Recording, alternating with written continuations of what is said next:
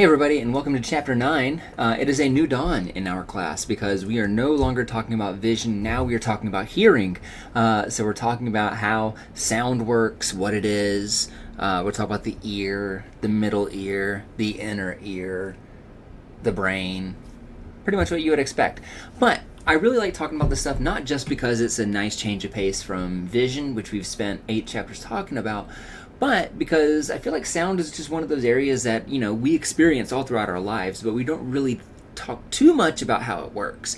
We know that it has something to do with vibration, but usually that's where, for a lot of folks, that's kind of where the conversation ends. So let's get into it.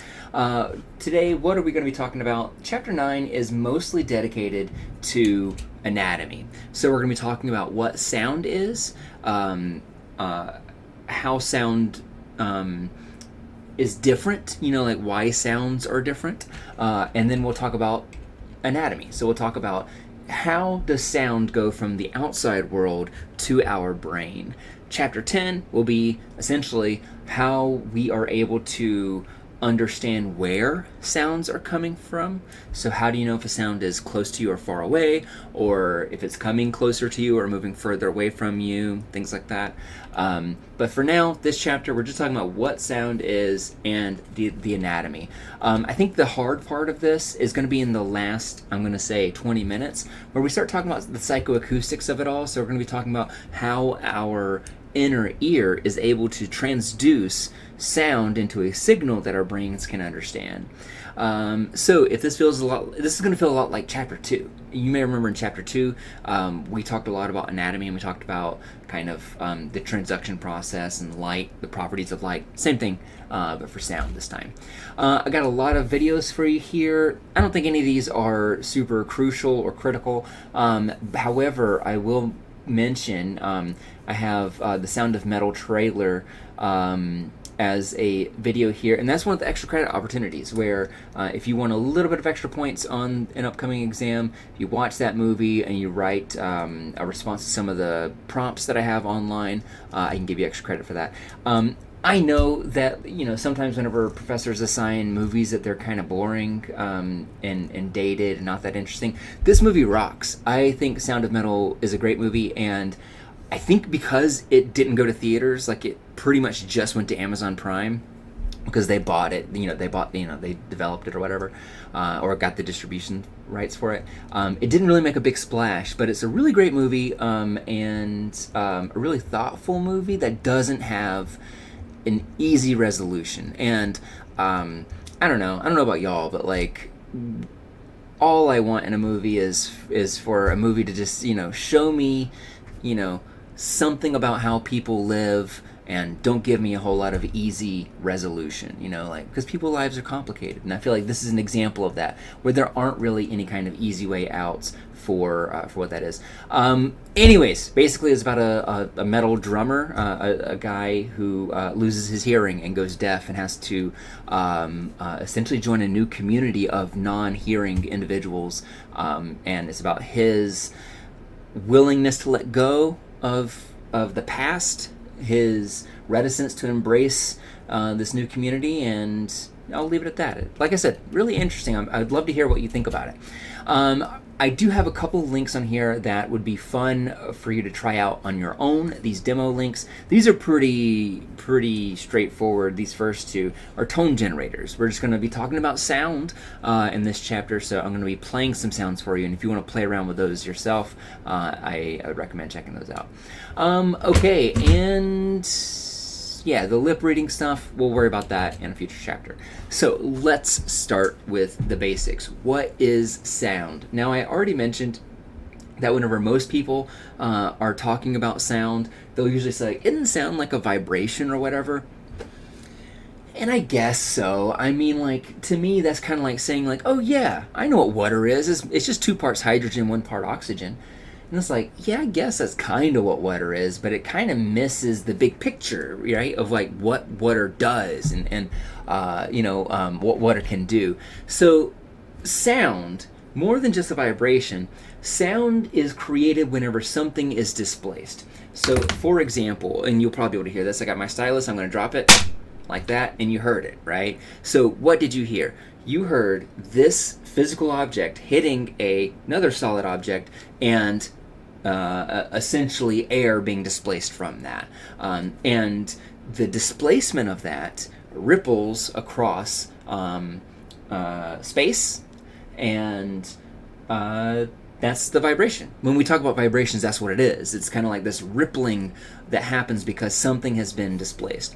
Now, I mentioned the word space. I didn't use air, and the reason why is because it doesn't have to be air that we hear things in. Most things are, though, right? Like when we're talking to each other, we're hearing that sound being carried through the air, but it doesn't have to be. You know this because you've been underwater in a pool whenever your cousin does a cannonball, and you can hear, right, that big sound, and you're completely underwater. So you can hear things underwater, but it's the same idea. The reason why you're able to hear that underwater is because a lot of water is displaced all at once, and that kind of ripple effect from that displacement is what our inner ear is going to register as sound.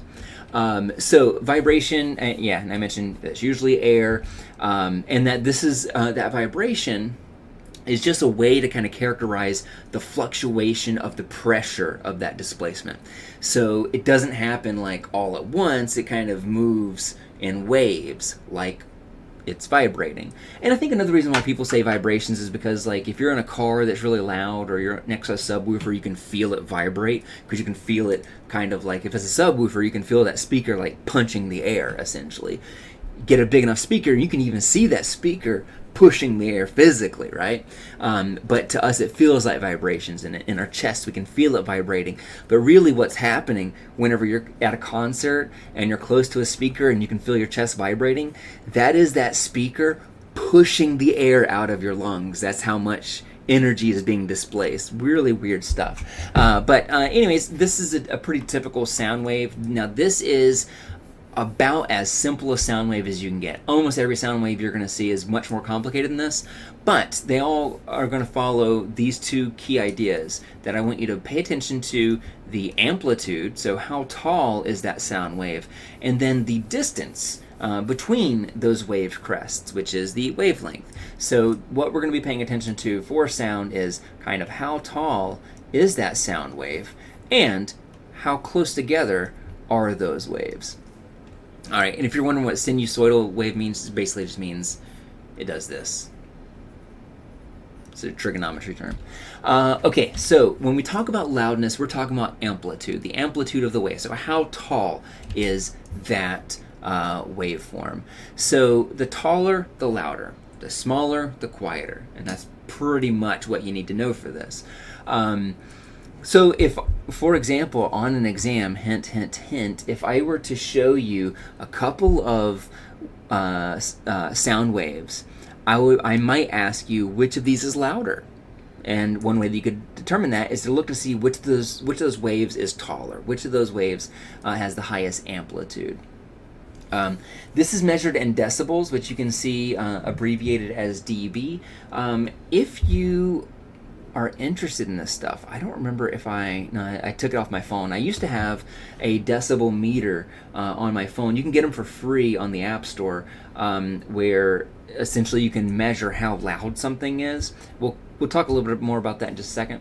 But there is a way to physically, objectively measure how loud something is, because essentially what you're doing is you're measuring the amplitude of that sound wave. Now, there's a psychophysical reaction here, right? Because we experience that as loudness. You can see I use the word we perceive it as loudness. And the reason why I'm being careful here is because if I play something that is loud, it really depends on who is hearing that sound to make the judgment of whether or not it's loud. So for me, I'm a little bit hard of hearing, and so if you were to play something that's loud to you, it may not be loud to me. And also, if you're to play something that's really loud, if I'm 100 feet away from it, it's not going to be loud, right? So that perception of loud, of the amplitude, is what loudness is. And then, like we talked about with Fechner's law, you may remember back in chapter 1, we talked about Fechner's law, which was that curve that looked kind of like this, right? And we talked about how, like, when you're starting at a low stimulus intensity and you increase it by a little bit, you can notice that a lot more than if you start at a really high intensity and adjust it by the same amount. And so this has been kind of factored into decibel readings. So the difference between 20 decibels and 30 decibels is about the difference between, let's say, a little bit more than a pin falling versus rustling of leaves. So rustling of leaves, very quiet. A pin falling, very quiet as well, but they're both pretty quiet, right? You can notice a difference, right? But the loudness isn't really that much bigger from 20 to 30, even though it's a measurement of 10 decibels. If we were to look at 120 to 130, so we're looking at a really high stimulus intensity, that 10 decibels is going to be a lot. So we're looking here now at the difference between a jackhammer versus essentially like a jet taking off. I mean, if you've ever been outside with a jet taking off, you'll know that it's excruciatingly loud versus a jackhammer, which is just unpleasant, right? And so even though this is 10 decibels of a difference, those 10 decibels are not equal, that they are not the same interval really, because they're factoring in this idea of Fechner's law. Also, you can see a 12 gauge shotgun blast. If you have that go off, next to you at a gun range or something like that, it is extremely loud. But maybe not as obnoxiously loud as a jet, because it kind of comes and goes. It's not something that lasts, a couple of minutes like a jet does. I think that this figure is really interesting. Because you can, I don't always think about some of these things. So like in the classroom, I'll get my dB meter and we'll kind of measure how loud is the classroom whenever everybody's quiet. And usually it's around 45, 50. And that's partly because usually there's like an air conditioner in the back of the classroom that's kind of humming, and then just the ambient sounds of outside traffic maybe, or people kind of rustling in their own clothes or shuffling around, So even when we think that things are really quiet, usually we have this kind of background noise that is, between 40 decibels to 50 decibels or so. And hey, maybe you live a life of solitude and it's extremely quiet, but for most people it's about around there. Keep that in mind, because we're going to finish the chapter by revisiting this conversation. Most times conversation is about 65 decibels, so just normal talking, and you can kind of see where that, how that compares to some of these other sounds.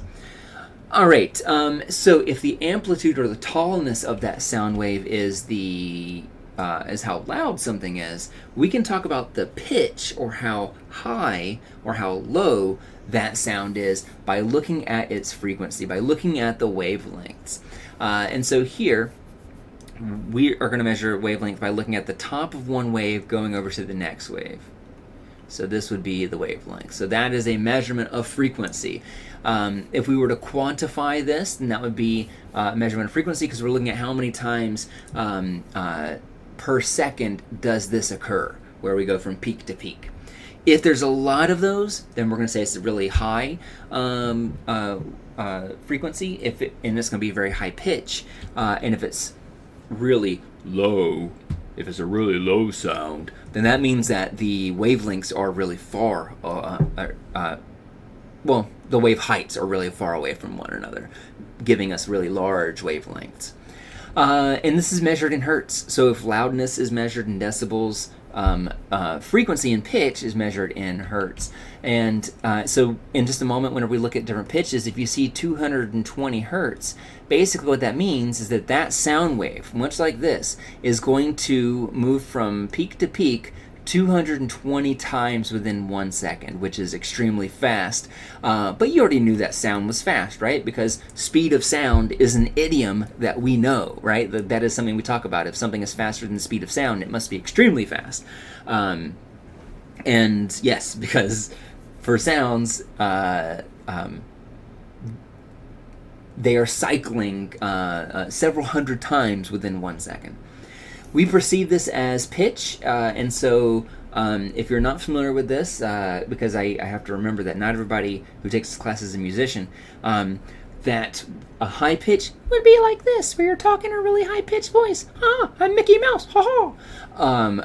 Or if you're talking at a really low pitch, right? And I can't think of anybody off the top of my head that has a really deep voice, except for, like, I don't know, Dennis Haysbert or something like that, who used to do the insurance commercials.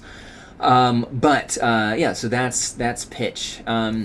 You may have played around with these things in music class or in elementary school, these tuning forks. I feel like you don't really see them all that much these days, but you'd have these little kind of metal tuning forks, and you'd hit it, and it would make this kind of pure tone, like ding, and it would resonate very pleasantly. Yeah, so you may not even seen one of those before. So let me take you to this tone generator right here. So I gave you the link to one of these things, and so you can play along with this too. You'll get minutes of enjoyment out of this. Basically, what you can do here is you can change how high pitched the sound is, and if you want to change the intensity, then of course you can change the volume. But you already know how to do that, right? So I'm going to play for you a let's do. I mentioned 220, so let's do 220. Yeah, so that's an A. The note is A. I'm going to play this. I don't know how loud it's going to be on your end, so just a quick warning about that. Here we go. Oh, it's kind of hard to hear on my end.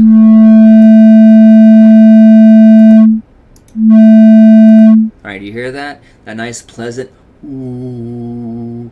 This is a pure tone. A pure tone basically means that its sound wave looks like this.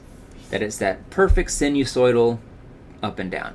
Now, if you've ever looked at any kind of like music EQ visualizer, looking at music, you'll see that it's usually like this. Or if you're listening to, like the sound of someone's voice, it's like really squiggly. And that's because most sounds are very complex and very complicated and have timbre involved and lots of other things, which we'll talk about in these chapters. But for what you hear now, that is just a pure tone. I'm having a little bit of a hard time hearing that. So let's move the pitch up. I'm moving this now. I'm going to double it, actually. I'm going to move to 440. Okay, I can hear that, right? And so if you can tell the difference between these two,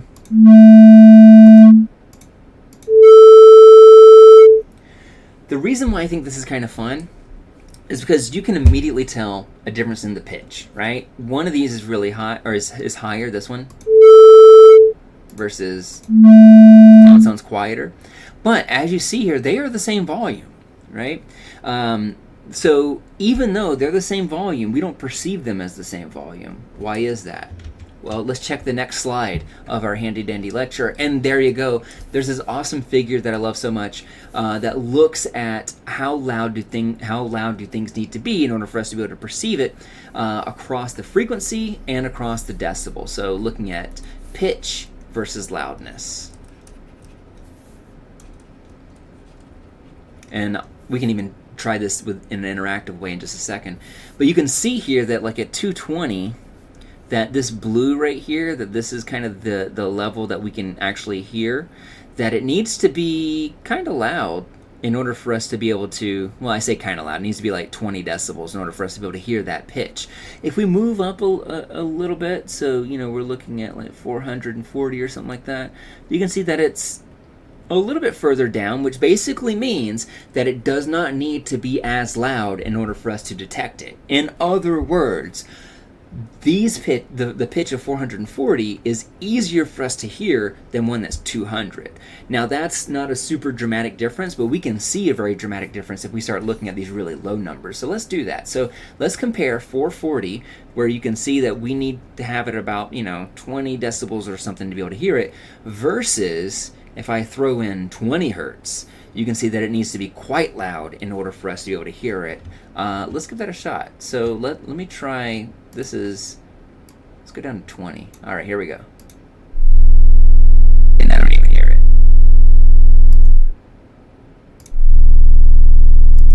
I feel like I might hear it, but that also maybe my ears playing tricks on me. And also, those of you that are skeptics, yes, maybe there's something about the YouTube compression algorithm that is compressing the sound, that is eliminating that. So that's why you should check this out on your own to see if you can hear it. So at these low pitches, let's even go down to, so we were at 220, right? We can hear this. Let me move down to 110. Okay, I can hear that. What about 55? Oh, I can barely hear it. Okay, cool. All of those notes that I just played you are going to come back in chapter 11. Those notes that we just played are all the same note. I played an A each time. And even if you don't have music experience, you probably have heard of like do, re, mi, fa, sol, la, ti, do, right? Like that basically that there are certain notes in Western music that get repeated a lot. And that essentially that these notes, if you keep moving the pitch higher and higher, once you get to a frequency that repeats it, that doubles it or halves it, then it's just an octave above or an octave lower. You don't need to write this down yet because we're going to talk a lot about it in chapter 11. I just wanted to let that kind of hit your ears now. So in other words, this note and this note and this note are all the same note. They're all the same tone chroma is what they call it. If I move a little bit further down, so this is kind of fun exercise. I got 220, which we can hear. And I'm going to move it up a little bit to, let's say, 294. Okay, so think about that 294, and then I'm going to go to 440.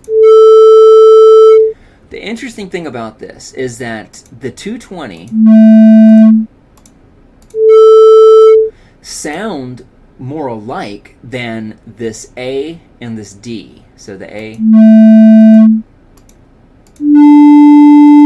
Do you hear how that D has a slightly different sound than the other sounds that I've played so far? That's because it's a different tone chroma than the others, and that's how music works. That's a really oversimplified version, but you hopefully some of that will start to take root in just a little bit. Because we'll talk more about it in chapter 11 when we talk about music and chords and keys and notes and tone chroma. Okay, so this is the figure that shows us what we can hear. The other things I want to mention here is that, yes, there is a frequency that we can get to that's so high-pitched that we can't hear beyond it. I don't remember if this can do that. Maybe. This is going to be extremely high-pitched, so watch out. I couldn't even hear it. Can you hear it? I could not hear that. I'm going to bring it down a little bit. I can hear that. It's extremely high-pitched, but it doesn't feel very loud, right? So let's check this again. So again, you can see how where we have some of these pitches right here that are very easily perceptible. They don't need to be very loud in order for us to be able to hear them. Whereas some of these others, these high-pitched ones, it's kind of the same as what we see with these lower notes. It goes back up where now it's really hard to hear, and then after 20,000, we just can't hear it. My dog, Fozzie, who always joins me in every lecture pretty much, he opened his eyes, he's looking at me. He's like, do you require my assistance? He's my TA. But he's got a degree in archaeology. But he can probably hear those notes. And also, maybe some of you, if you're especially young, you might be able to hear some of those really high notes too, because those really high notes, as we get older, we stop being able to perceive them at a really high pitch. And I'll talk more about that in just at the end of the video today. Okay, so far we've been talking about pure tones, right? And so pure tones are just the simplest kind of sounds, where they are these perfect sine waves. They fluctuate up and down in a uniform manner like that. But that's not how most sounds are in the world. Most sounds in the world are complex, that they are generated by throats. They are generated by a dog barking. They're generated by somebody picking up an instrument and playing it.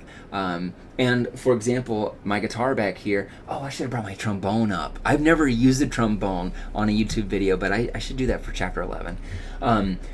I can play the same note in a guitar and in a trombone, and yet they sound very different. And the reason why they sound very different is because the way that sound is created is very different. And the way that sound is created gives us a signature on that sound, and that signature is called the timbre. So if you've ever heard anybody talk about timbre, that's what they're referring to. They're referring to that very specific kind of quality of that sound that allows you to tell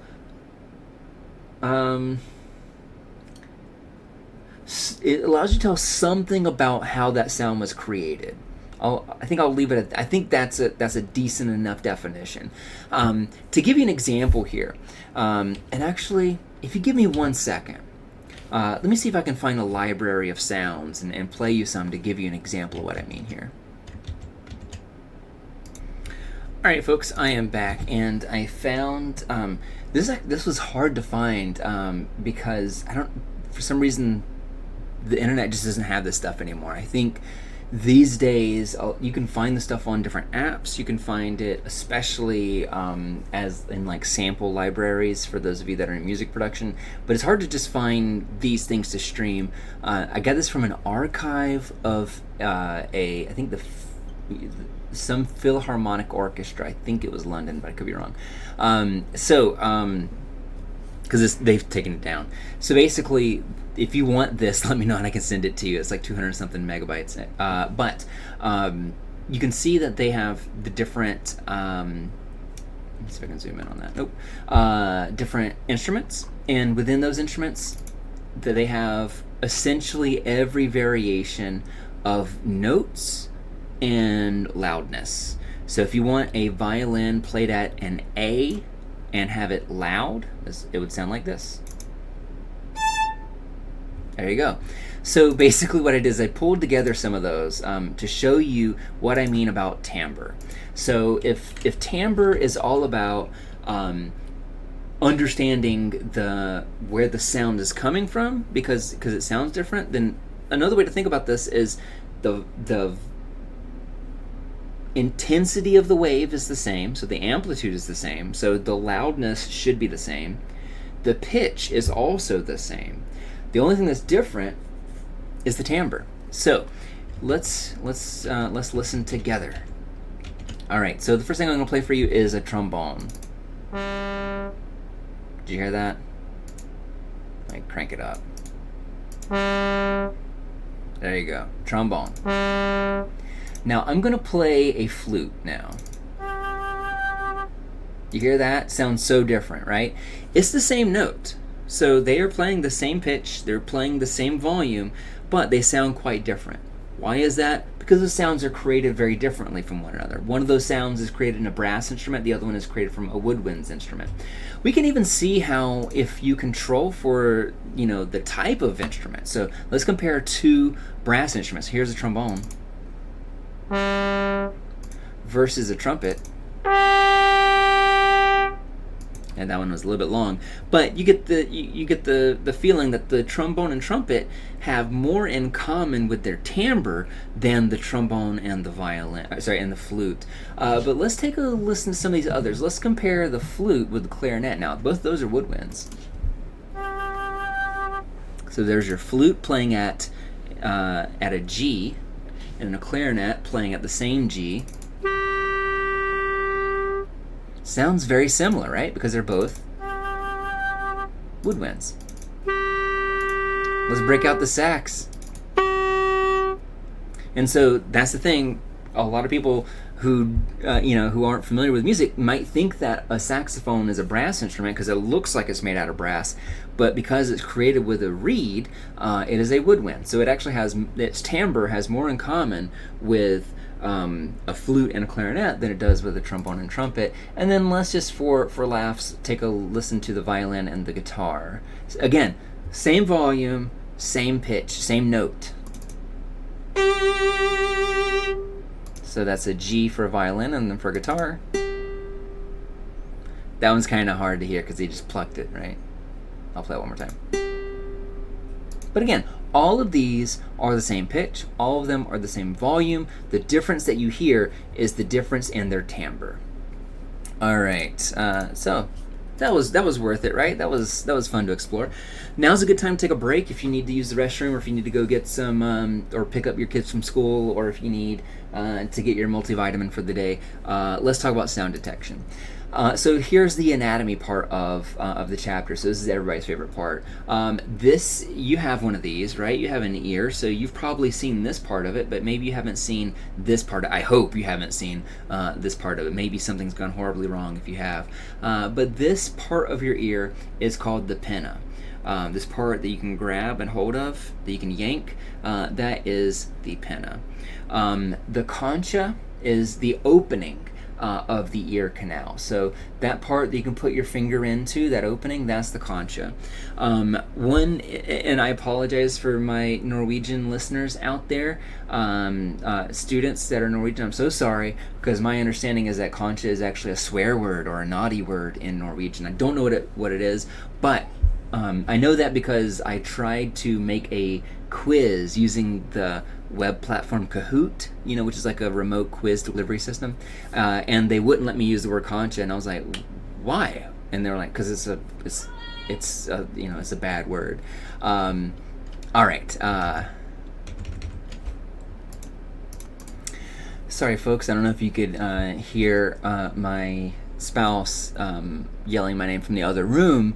That was actually also same volume, same pitch as a G, but her timbre is different from a flute and a violin. And so whenever I tell her, your voice is like music to my ears, it is a G4 forte, much like a clarinet. Maybe I can win some points with that. All right, so I was just telling you about the story about why you shouldn't say the word concha in Norway.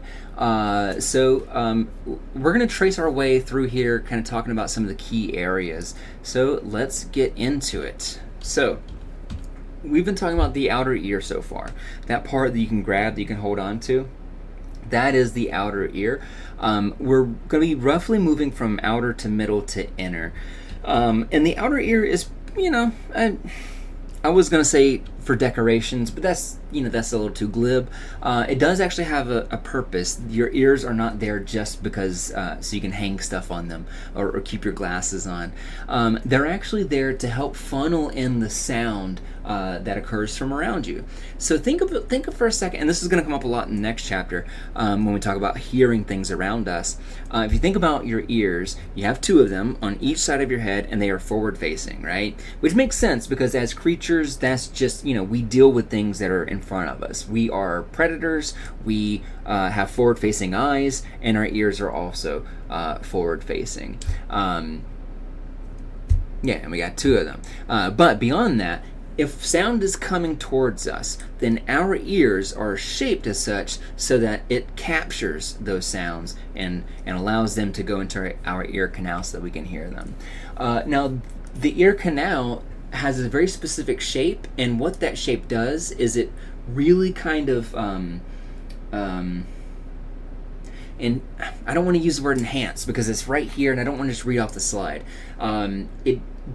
This part of your ear canal does a really good job of amplifying and condensing certain sound waves that would be, I'm going to say, biologically relevant for us. And what do I mean by that? I mean that like really low pitches, really high pitches, generally ear canal doesn't care. But certain pitches that do make their way there, the ear canal is able to kind of ensure the integrity of that sound wave so you can hear it.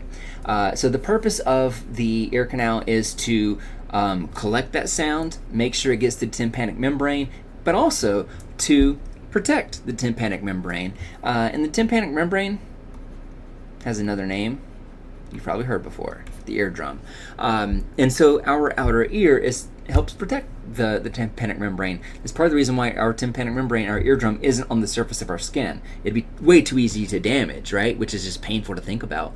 So it's kind of, further in your head, and so the ear canal is making sure that somebody just doesn't come and flick you in your eardrum and perforate your eardrum and you lose hearing in it.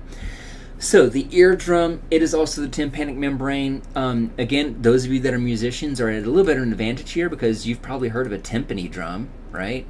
that timpani, that's like the big, like doom, doom, doom, doom, doom, doom thing, like that big drum, like a kettle drum. That's a timpani. And so that might help you remember eardrum, because it's tympanic membrane. And the way that it operates is so lo-fi. It is so interesting how rudimentary. Sorry, I'm leaning over so I can grab a sheet of paper here. How rudimentary it works, and it works in a really cool way because, like vision, for example, is all complicated. Every last piece of vision is complicated, right? Hearing is very primitive in the way that it works, which is kind of fun because it's, in my view, a little bit more mechanical, where you can kind of see the parts working together. So here's kind of how an eardrum works. So you got this paper, and if this paper is loose and you flick it, you can kind of hear it, right? But if this is tight and then you flick it, let me see if I can pull this off. It's a little bit louder. Same thing is true for our eardrum. That's why it is a thin, really tightly stretched membrane, is because the tightness of it is going to allow it to amplify the incoming sound waves, so we can perceive them a little bit better.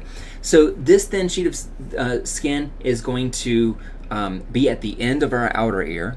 It's kind of the gateway into the middle ear, and yeah, basically it is going to do this when you're hearing stuff. When you're hearing stuff, it's rattling. And that rattling, on the other end of it, there's going to be some bones on the other end that are then going to carry that sound signal, that vibration from your tympanic membrane. But I'm getting a little bit ahead of myself. I want to talk a little bit about what happens if you do puncture your eardrum. There's a very common misconception that if you do that it will cause you to be deaf, but that's not true. There's a couple of factors that, that can make a difference in that. Depends on how old you are. If you are in your 80s, for example, and you puncture your eardrum, there's a worse chance that it won't heal. Or does that make sense? There's less of a chance that it will fully heal. If your eardrum is punctured when you're 2 years old, there's a good chance that it'll heal just fine. And I know that because whenever I was like 2 or 3, I had really bad ear infections in both ears and had to get both of my ears lanced, or my eardrums lanced, where basically as a toddler I was crying and screaming so much because this is true for a lot of kids at this age, they have their eardrum and there's a lot of fluid behind it, and that fluid is pushing up against the eardrum, right? So you can imagine how painful that might be, this really tightly stretched skin, and you got this fluid pushing on it almost to the point of it bursting and ripping.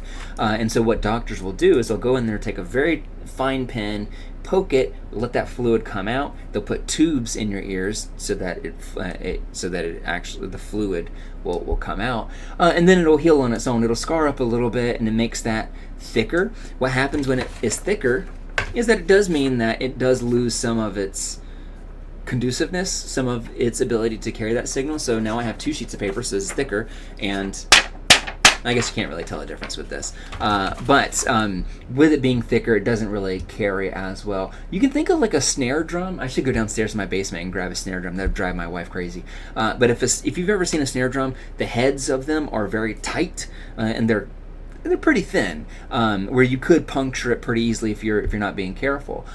If you were to take a snare drum head and you were to make it really thick, it would not sound like a snare drum at all at that point. It would not the sound would not carry as well.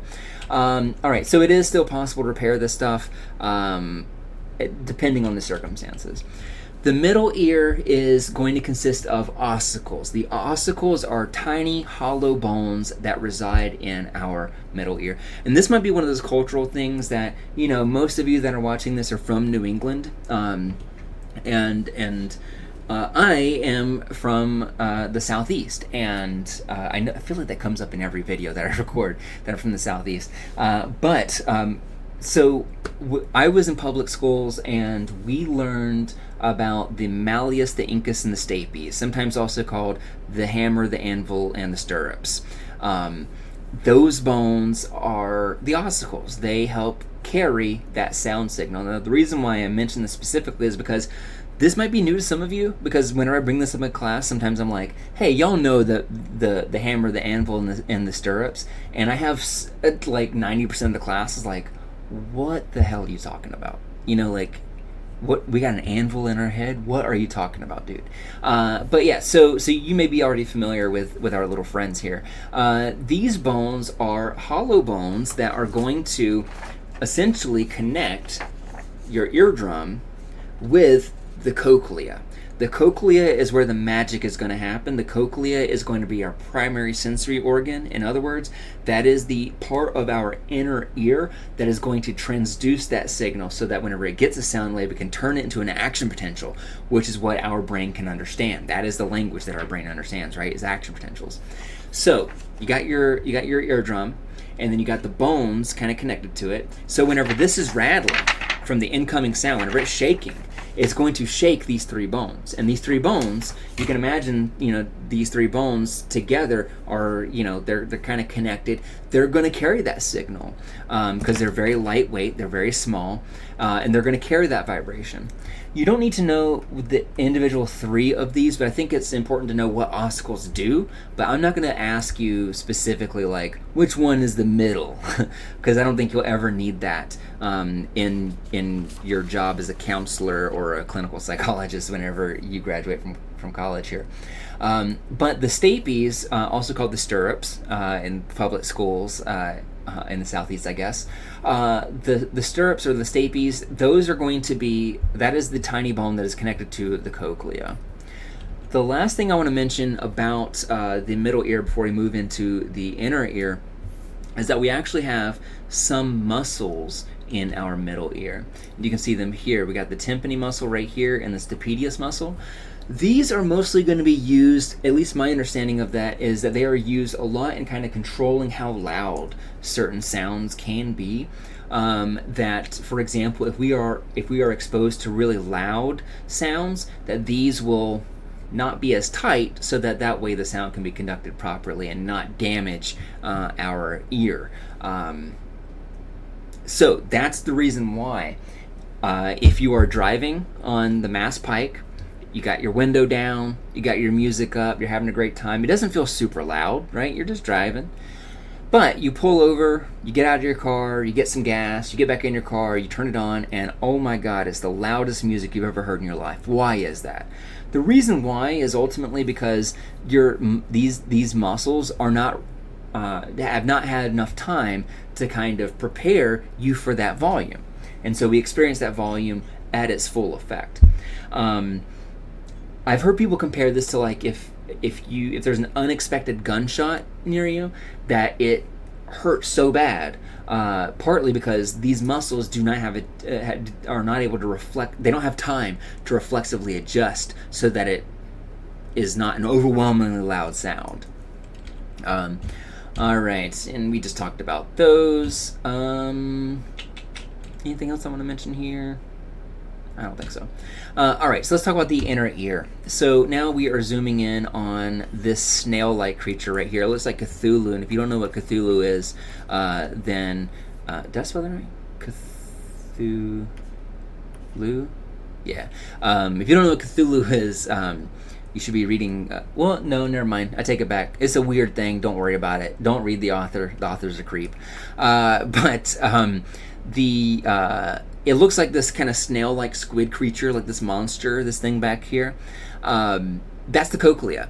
And we're going to be focusing pretty much for the rest of the video on this structure right here. This piece right here is not actually involved in hearing. This other piece, the vestibular organ, is not involved in hearing. It is part of the inner ear, but that's going to come up in chapter 12 when we talk about our sense of balance and our sense of orientation.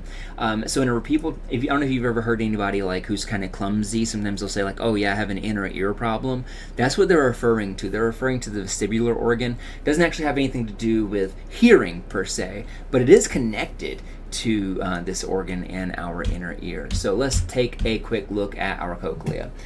So our cochlea is, like I said, it is our primary sensory organ for hearing, and so for that reason, it is very similar to the retina for hearing. If the retina for vision is where light is converted into an action potential, and then that action potential is sent over to the brain so that our brain can understand what it is that we are detecting, what we are experiencing.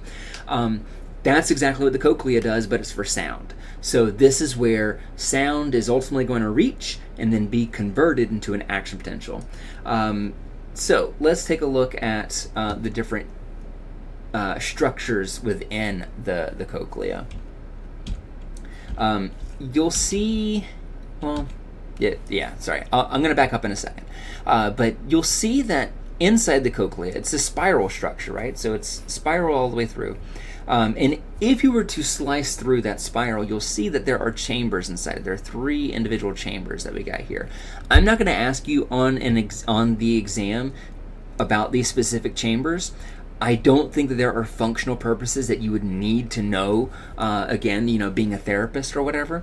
But I do want to talk about them more broadly, so that way you kind of understand what's happening as sound is moving here. So I'm backing up now to talk about this right here. This kind of poor animation of a ripple.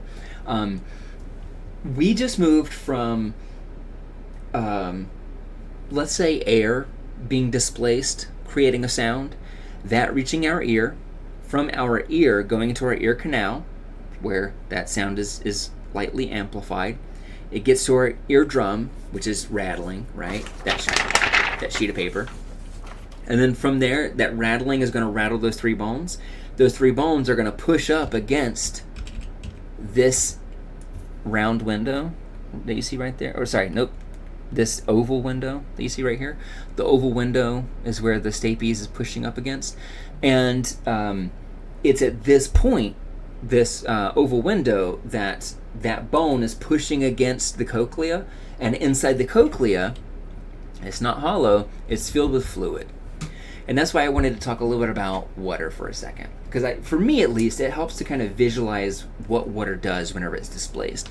You got a nice cool pond and it's chilling, and then you throw a rock into it. What happens? It's going to ripple just like you see right here. Okay, cool. What happens if you throw a really large, heavy thing into the water? It's going to displace a lot of it, right? And not only is it going to displace a lot of it, but that big, heavy object, whenever you throw it in there, those ripples are going to carry really, really far through the length of the pool or the pond or the lake or whatever you threw that big rock into. But what happens if you throw a really light, small pebble into it? You throw that in there, and it might do what you see here, which is create some ripples, but those ripples are not going to travel all the way across the lake, right? So the sound works exactly the same way. And this is kind of spoiling what we're going to learn in a few slides. Really low sounds, those really low pitches, they will travel further in this fluid than a really high-pitched light sound would. Okay, so let's take a quick look at what's going on inside these different canals here. All right, so inside these canals, we got the vestibular canal, the middle canal, and the tympanic canal. Like I said, honestly, like you might see on the quiz, on the chapter quiz, where some of this comes up where I'm asking about that, depending on which questions you get. But in the big picture, I don't think that you'll need to know those for the exam, because they carry fluid. That's kind of what they do. That is like their big contribution to sound, is that they are filled with this fluid that's going to help conduct sound. That's going to help carry that signal from the sound. But we're going to be zooming into the tectorial membrane that you see right here. This tectorial membrane, this piece right here, on top of that is going to be a gelatinous structure that is going to wiggle back and forth. And that wiggling back and forth is all because of the displacement of this fluid. So, all right, I feel like I might be going into too many metaphors, so I'm going to skip over these definitions right here because, again, they're talking about these individual canals, which I don't think you necessarily need to commit to memory. But these are a little bit more important here, specifically the organ of Corti. So the organ of Corti is going to be part of our inner ear that is, well, let me back up for a second. If you can see I wasn't sure if you'd be able to see the basilar basilar membrane right here. So we got our basilar membrane right here that's separating the tympanic canal and the middle canal. And on top of that, we have this tectorial membrane and the organ of Corti. The tectorial membrane is kind of where the magic happens, where if I were to ask you on the exam, what is the sound equivalent of the retina? If you were to say the cochlea, that's good. If you were to say the tectorial membrane, that's also good. So the tectorial membrane and the organ of Corti are going to be structures that are going to help us transduce that signal. So the organ of Corti has on it an array of hair cells. And these hair cells are then going to synapse onto the auditory nerve, which is then going to carry that over to the rest of the brain. So zooming in here, we're looking at the basilar the basilar membrane here. And we got the tectorial membrane on top of that. You can see here now that we got these little pieces. These are hair cells.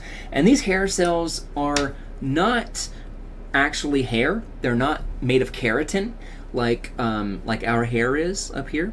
And it's not the hair that's in your ear canal either. I know some of you might have hairy ears. Instead, these are actually more like dendrites, where they are extensions of nerves in a way. And they are a very special type of neuron. They are mechanoreceptors. And the way those mechanoreceptors work, let me see if I can find... Sorry, I paused the video to try to find a clear water bottle to illustrate my point here. But anyways, what I'm trying to illustrate is that we have these keratin, or they're hair cells. They are not keratin cells, but they're dendrites. And the way that they essentially operate as mechanoreceptors is that they fire an action potential whenever they have been moved, when the structure of that cell has been deformed in some way. And I don't mean deformed like, it had radiation poisoning or whatever. I mean like deformed like if this stylus is the hair cell, it will fire an action potential whenever it is pushed in one direction or the other. So essentially, this dendrite that is sticking out is sensitive to that, so that if you push it, it's going to cause that cell to integrate and to fire an action potential, and that action potential is then going to travel down the length of these axons into the auditory nerve. That auditory nerve, if I back up for a second here, you can see is then going to be carried out of the inner ear, and then it goes over to the brain. And it gets a little bit tricky when we get to the brain, but that's ultimately like the direction that it goes. So, coming back to these hair cells are critically important. If you think about the retina, right? The retina is filled with photoreceptors, and those photoreceptors are the cells that are sensitive to light. When they detect light, they turn that into an action potential. These cells are the equivalent of the rods and cones of the retina. That these cells, whenever they are stimulated, whenever they are pushed in one direction or the other, is going to fire. So with that in mind, let's put all these concepts together now. So how does this work? So if we go back to this right here, this is what we just zoomed in on, this little box right here. We got this fluid, and this fluid is, just to back up a little bit more, actually, yeah, let's just start from the very beginning. We got the sound coming into this ear. It's going to get trapped in the concha, travel through the ear canal. Then it's going to hit this tympanic membrane, our eardrum. The eardrum is going to shake, rattle, and roll. That's going to move these three bones, the malleus, the incus, and stapes. They're going to rattle as well. They're going to push up against the oval window. From there, now we see this is where it's pushing up against. From there, it's going to, and what I was looking for was a clear bottle of water to help illustrate this, because you can imagine that those canals are filled with this fluid, and if you were to tap the side of a water bottle while it's resting on its side, you'll see that fluid ripple, right? And you can imagine, again, if you hit it hard, it's going to ripple really hard. If you hit it lightly, it's going to only barely ripple. That's going to be important in just a second. Either way, this fluid is in motion. This fluid is moving. That fluid is then going to be the catalyst to push this membrane back and forth, the tectorial membrane, which is what brings us here. So this tectorial membrane is now being pushed back and forth. Do you see my dog? What are you doing, dude? He just opened the door. I had it closed, and he opened it with his paws, I guess. And my other dog is like, I don't know if you saw that, some drama happening. He decided to leave the room. So while that's happening, it's pushing up against the tectorial membrane, and the tectorial membrane is a gelatinous structure. It's essentially like the consistency of Jell-O, so that whenever something pushes up against it, it's also going to carry that vibration, just like a sheet of Jell-O would, or a sheet of any other kind of gelatin would. So imagine like if you bump into a table that has Jell-O on it, right? That Jell-O is going to move back and forth. Now imagine that underneath that Jell-O, this is going to be disgusting, imagine that underneath that Jell-O there are going to be hair cells, and those hair cells are going to register when that Jell-O rocks back and forth. And every time it rocks in one direction, it's going to fire an action potential. And when it rocks in the other direction, it might fire one, or it might be inhibited so that it doesn't fire one. Either way, the most important, much like the photoreceptors, the most important thing is that it changes, because, like I say every chapter, our sensory system is just a glorified change detector. It detects changes in the environment, which is exactly what these hair cells are doing here. They're waiting for that gelatin to push up against, that gelatinous structure called the tectorial membrane to push up and rock back and forth against those hair cells. So, and this just kind of explains what I just mentioned here. This is a microscopic view of it, so you can kind of see that they don't really look like hair. They don't even really look like dendrites either, for that matter. But this is what they are, that they are these tiny little microstructures that are going to fire out an action potential when it's pushed one way or the other. Yeah, and we just talked about what's on this slide as well. All right, here's a nice little graphic where you can see where we got our Jell-O right here, and that Jell-O is going to rock back and forth and push these hair cells, which you can see right here. And then another kind of side view right there. All right, so now that we have turned it into an action potential, what happens from there? Now we're going to enter kind of into our final stretch here. I forgot to reset my timer so that I know exactly where we are on time. Okay, so far we've talked about how these hair cells are able to detect the presence of sound. Because really what they're doing is they're detecting the presence of a vibration. Those vibrations are caused by sound detected in the tympanic membrane.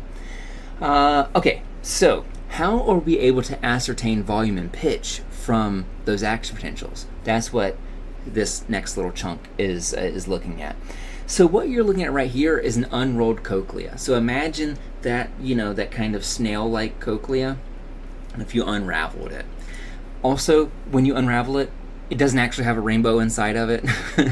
I don't know why this cochlea is not exactly rocking a pride flag, even though I don't know, I would like to think that cochleas would if they could, but I think that the reason why the textbook illustrates this with different colors is to kind of give it a comparison very similar to color, where with color we are detecting color based on the wavelength of light, and what we are doing here is detecting pitch based on the wavelength of sound.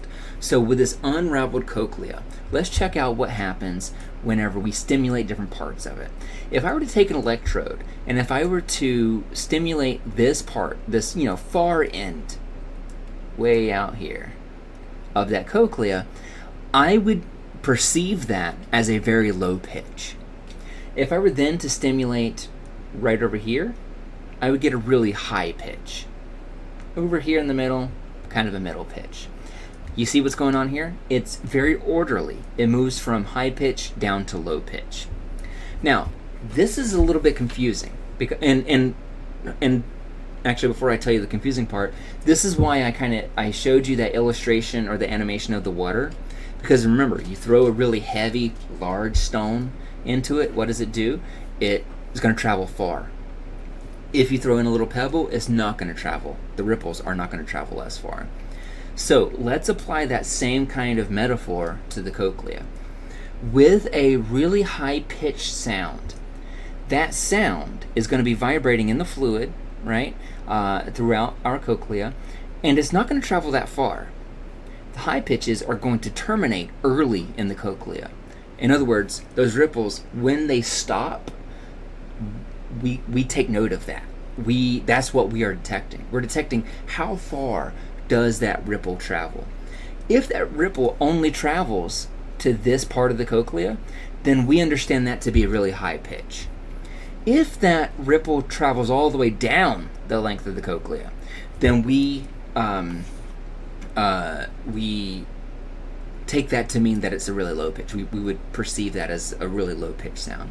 And then anywhere in between. And much like the topographical mapping in the back of the head, when we're talking about vision, this is very orderly in its layout. That there is a pattern, there is a flow to this. It's not random, right? So like if I took an electrode and then stimulated this part of the cochlea, it's not going to be high pitched it's not going to be like low pitched all of a sudden, and then this one right here is going to be high pitched, and this one right here is going to be even higher.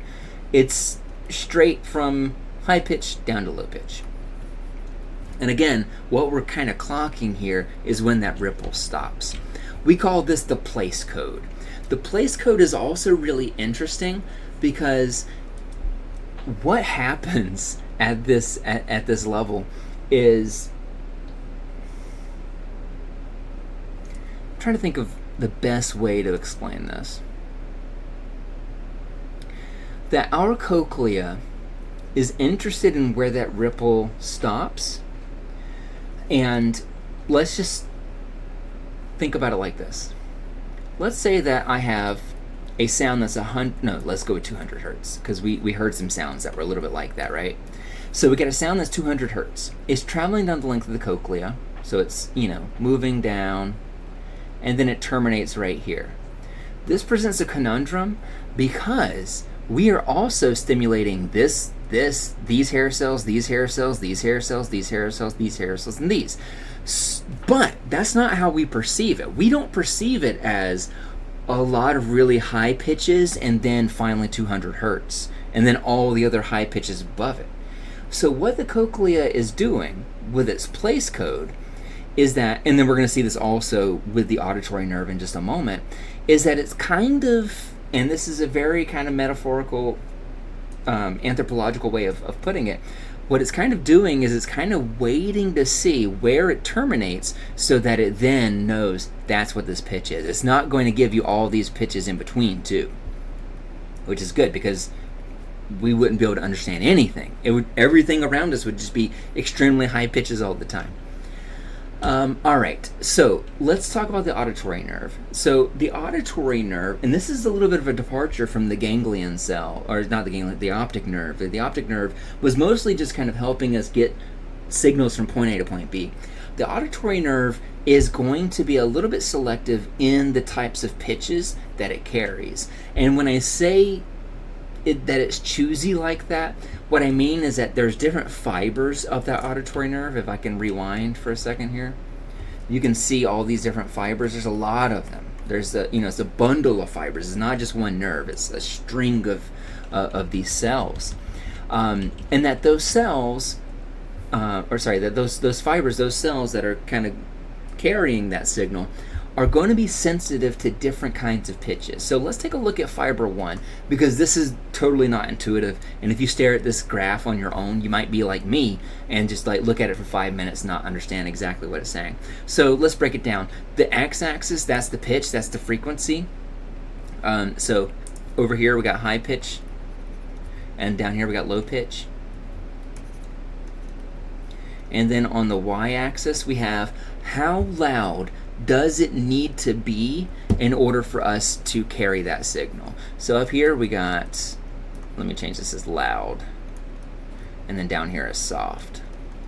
So let's take a look at fiber 3 for a second now that I've got this diagrammed out. What this is saying is that this fiber is not carrying any signals below this point or above this point. Now, if I asked you, so this fiber right here, do you think that it's sensitive to low pitches or sensitive to high pitches? What do you think?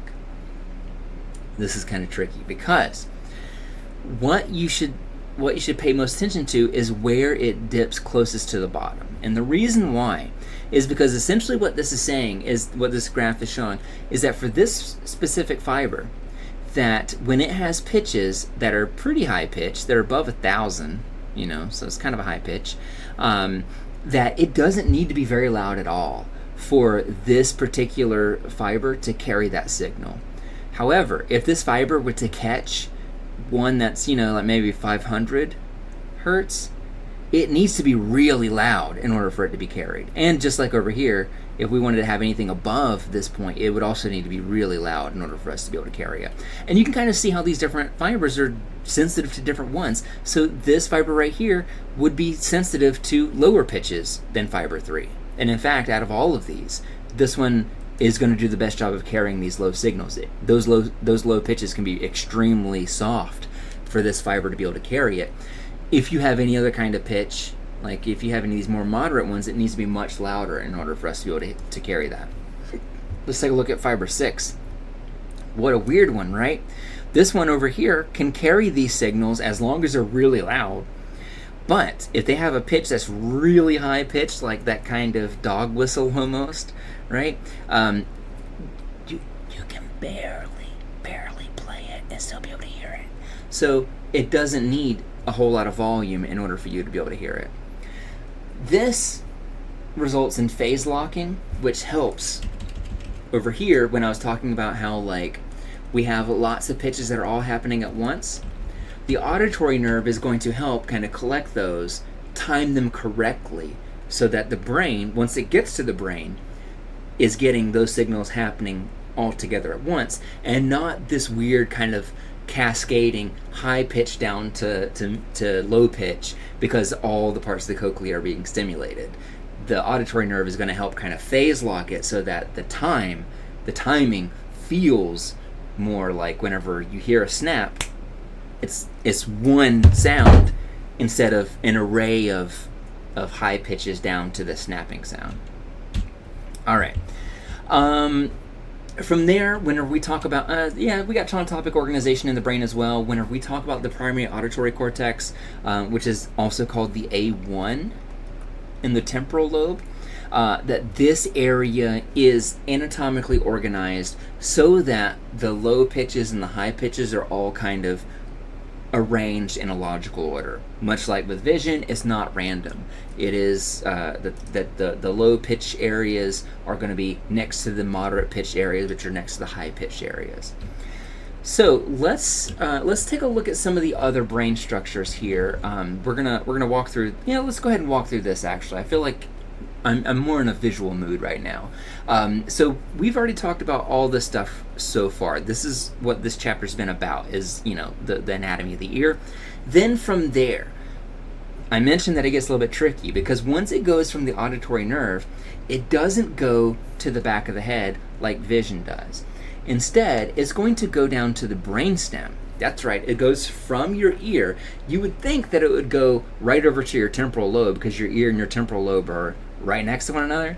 But instead, the cochlea, the auditory nerve, is going to carry that signal down to the superior olive, which is part of your brainstem. Then from there, it is going to go up to the inferior colliculus, then to the medial geniculate nucleus. Take note of that, geniculate nucleus. Sounds like another place that we learned. More on that in a second. And then finally from there, it's going to move over to the A1, or the primary auditory cortex. So let's look at what each of these areas do. The cochlear nucleus. This is the first. Sorry, I circled this one and said it was superior olive, my bad. The cochlear nucleus is the first stop in the brainstem right there, and then from there it goes over to the superior olive. The cochlear nucleus is essentially just where all those auditory nerves are kind of synapsing. That's where they all come to this one hub. So we have the auditory nerve, it's a bunch of fibers. They all go to one place. That one place is the cochlear nucleus. From there, they go over to the superior olive. The superior olive is going to be crucial in the next chapter when we talk about hearing left ear versus right ear. The superior olive, and I don't want to get into too much depth about that because we're going to spend a lot of time talking about that in the next chapter, but this is where we are going to make some early comparisons about, did we hear the sound from our left ear or from our right ear? That timing difference is going to be calculated at the superior olive. Then we got the medial geniculate nucleus, which, as I mentioned, has a familiar name because it's your boy, the thalamus. The thalamus, that sensory bouncer, that gateway, the bouncer at the club who decides what information can go to the rest of the brain and what can't. That is also, and so we talked about that for vision with the lateral geniculate nucleus. The medial geniculate nucleus is for sound, but again, it goes to the thalamus, has very much the same kind of function. And then from there, it goes to the primary auditory cortex, where we can do some of the more complex kinds of auditory processing, like recognition and understanding specific words and stuff like that, and recalling specific sounds. And you can kind of see how this works. We go from the cochlear nucleus in the brainstem, the superior olives, which you can see here, that you can see that they get info from both ears. You can trace the blue over to that olive and also the red over to that same olive.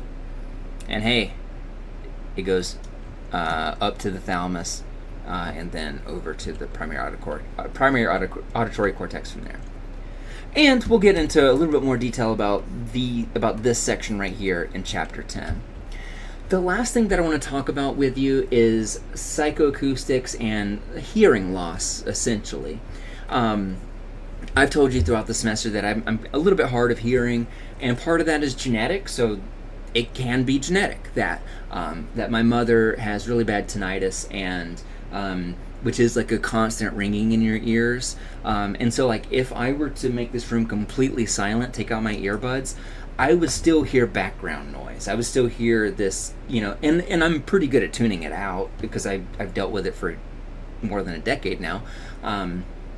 But that kind of like ringing in your ears, that's always there. I have that, and that can be a little bit genetic, but it doesn't have to be. Another part of my hearing loss is through experience and through exposure. And so one of the things that we see is that people over time are going to lose out on their ability to hear certain sounds. So what you're looking at right here is a little bit confusing. As we talk about hearing loss, you can reflect on this, because this is not going to be true for every single person, that this graph is going to change based on your age and based on your exposure. So what we're looking at is these audibility curves. So if you're listening to, if we're trying to figure out how sensitive or how loud does something need to be in order for us to be able to hear it, you're looking at as it changes across frequency. So it's very similar to the graph that I showed you at the very beginning of the chapter, where here we're talking about something that is, let's look at this point right here. So this is 50, right? So this is like, if you are looking at a sound that's played at 50 decibels, whenever it is played at a really low pitch, as we can see over here, it needs to actually be louder in order for us to be able to hear anything. However, if we played this tone, actually, hold on. Maybe a better way to explain it would be like, if we were to play, this is like a 500 hertz pitch, that this is going to, that we could hear it at different levels based on its specific volume. At certain volumes, we're not going to be able to hear it. And then if we look over here, like at these other loudness, or other levels of loudness, that there comes a time where it gets so high pitched that we just stop being able to hear it altogether. But like I said, all of this is subject to change based on your exposure with sounds around you. So part of this can be silly. like obstructing your ear canal. You put your finger in your ear and you can't hear anymore, right? That's a form of hearing loss. That is not permanent. You can take your finger out. If you were to put earplugs in there, that's fine, that's cool, whatever. But sometimes you'll have people who, kids, adults, the elderly, where they might have a buildup of earwax, and oftentimes that can be either because it just hasn't been cleaned, but usually more often there's something else going on where you have to kind of go to the doctor and then have it kind of flushed out, and it's pretty disgusting. Sorry, I had to take my dog out because I don't know if you can see him on camera, he just sat next to me and just kept like poking me with his snout over and over and over, and I just took him on a walk. So basically you can have this flushed out, and it's very disgusting. You could probably find some great TikTok videos of this. I'm sure that people love that. I know, the pimple popping videos were like really popular for a while. I'm sure there's some disgusting videos of earwax that are pleasurable, where you get to see like, oh wow, that looks like it was uncomfortable and now it's not. Let me watch another video of that. So that is one way of hearing loss, and generally speaking that can be corrected. But you start having some issues with other things like conductive hearing loss. Earlier in this video, when I was talking about having tubes in my ears because of an ear infection, that was conductive hearing loss. What happens in that case, and so if you've ever been sick, if you've ever been really congested in your face and you feel like you're hearing less, that might be because of conductive hearing loss. What happens in this case is that you have so much fluid buildup that the bones in your middle ear are not as conductive as they used to be. They used to rattle a lot whenever they get sound because there's so much fluid kind of constricting that movement that those sounds are not as conductive, that they don't carry as easily as they used to. But the more common, which is part of the reason why it's called common, one of the more common, more prevalent versions of hearing loss is called common hearing loss. And this is actually one of the more serious ones because this isn't one that you can just easily fix. Common hearing loss is caused by damage to the hair cells. That essentially we have these hair cells, like you saw in our cochlea, and as you have that sheet of jello rocking back and forth on it, that those hair cells will get tired with time, that they no longer spring back up. So I was giving you this example with the stylus, that if I am continually doing this day in and day out, pushing back and forth because I'm listening to loud music back and forth, that hair cell's constantly firing sound, action potentials, because it's getting a lot of sounds and it's moving back and forth, that hair cell will be a little bit less pliable, so that whenever it's resting, now it needs to be pushed even farther in order for it to actually send an action potential. It's not as springy as it used to be.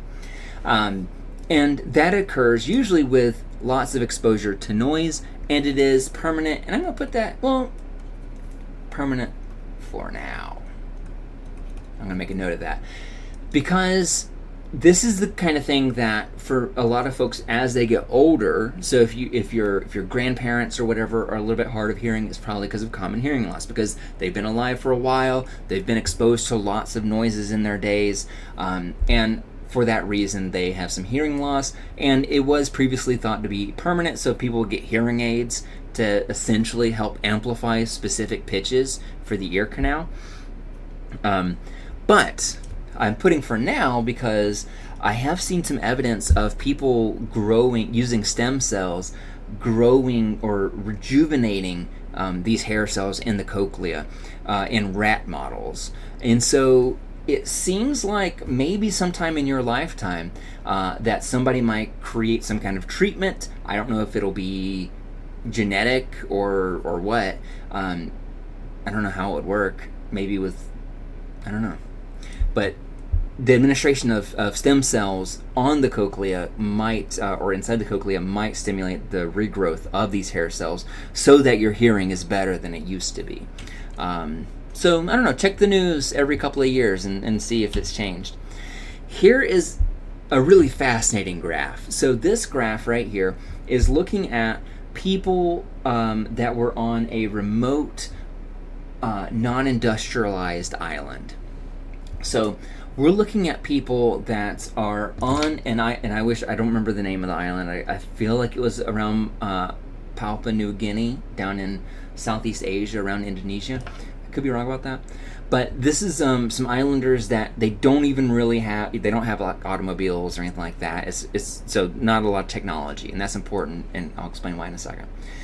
Basically, this graph is showing people and their sensitivity to noise when they never left versus when they left and came back after 3 or 5 years, and then those that left and spent more than 5 years away and then came back. And then what we're looking at right here on the y-axis is the hearing level. So this is quiet sounds, and then this is loud sounds down here. See the inverted axis? And then here we got the pitch. So we got low pitch versus high pitch. So let's take a look. So what does this mean? The people that never left, you can see that it stays pretty flat, right? That, yeah, things need to be a little bit louder for these higher pitches, but that's not surprising. We've learned about that already. But take a look at what happens for those islanders that left the island for 3 to 5 years. That you can already see all this gap, right? And especially these higher pitch frequencies, that's hearing loss. That those individuals, their hearing is not as good at people that stayed on the island. And the people that were away for longer is even more dramatic compared to the people that never left. Look at that huge difference, right? That's amazing. That at these high pitches, that an islander hearing 4,000 hertz can hear it as quiet as 20 decibels, whereas people that grew up on that island and then moved away for 5 or more years need that same sound to be almost 60 decibels. That's the difference of leaves rustling versus a conversational tone of speech, right? Just in terms of volume. A huge difference. So why is it? What is it about this magical island? The reason why is because it has to deal with the exposure to noise. That what we're looking at here is that for this non-industrialized island, that they don't have computers humming, they don't have cars honking their horns, they're not listening to Taylor Swift blasting in their car, they're not going to Foxborough and watching the Patriots and cheering with their friends or whatever. It's a much quieter existence. And because those individuals are not constantly exposed to noise like we are, look at me, I got in earbuds right now, right? Like, which is very intense, very close sounds to. I'm not trying to be a hypocrite. I'm not trying to lecture anybody or tell anybody how to live, but earbuds are so bad for hearing loss, or I guess they're technically really good for hearing loss, because they're going to make our society deaf in decades. Like, we're addicted to these things. They're very convenient, they're very easy to use, they're not cumbersome, but it could not be worse, because you have the sound piped directly into your ear canal, and so your hair cells are getting a workout. And I remember hearing my sensation perception professor lecture me about this whenever I took that class. I was like, yeah, whatever, old man. By the time that I have to worry about hearing loss, I'll be dead. And little did I know, like, basically within 5 years, I was showing signs of hearing loss. So basically, just the regular noise of everyday life promotes hearing loss. And it's worse if you're in a city, or even if you're in a rural area, but you're around heavy machinery. All that stuff, very bad for your ability to hear. We can also see how this affects, how this changes over aging as well. So as we get older, we lose some of that sensitivity and the ability to hear those high spatial, I almost said the high spatial frequencies, those high frequencies from those sound waves. And this brings me to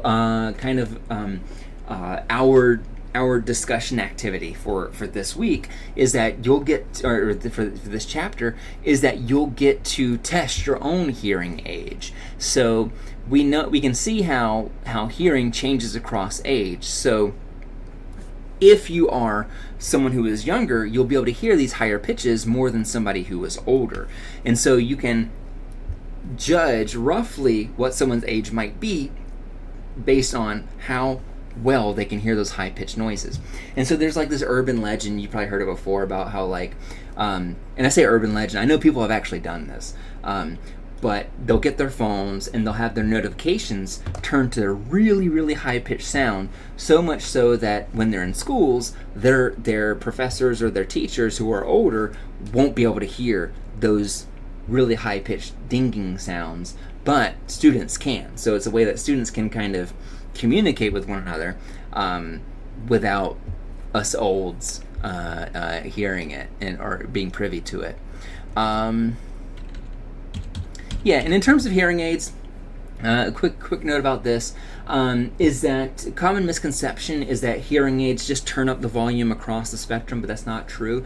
Hearing aids do, they pipe sound into your ear canal, but they generally will kind of amplify sounds that are specifically targeted for those middle pitches that are where human language generally is. So people that have hearing aids find that it's much easier to be able to hear the sound of people speaking now.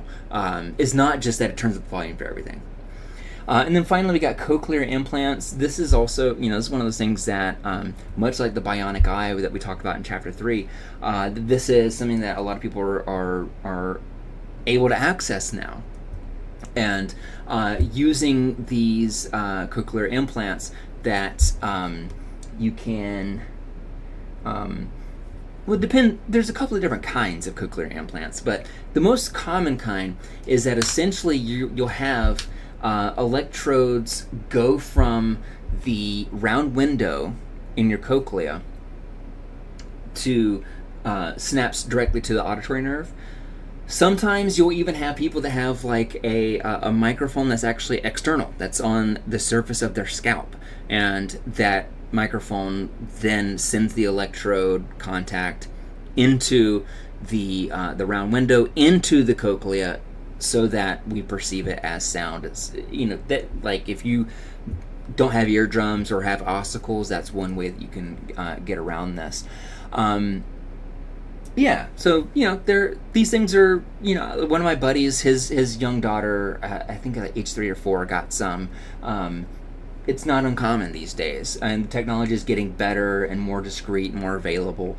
The issue, though, is that for a lot of these cochlear implants, the batteries on them are not permanent and can run thousands of dollars in expense, and sometimes those are not covered by insurance. So generally speaking, they're still not widely accessible to everybody, but they do exist. All right, so that is all that I have for this chapter. Thank you so much for hanging with me, and if you have any questions, let me know. Otherwise, I will see you on Play-Doh. Bye, everybody.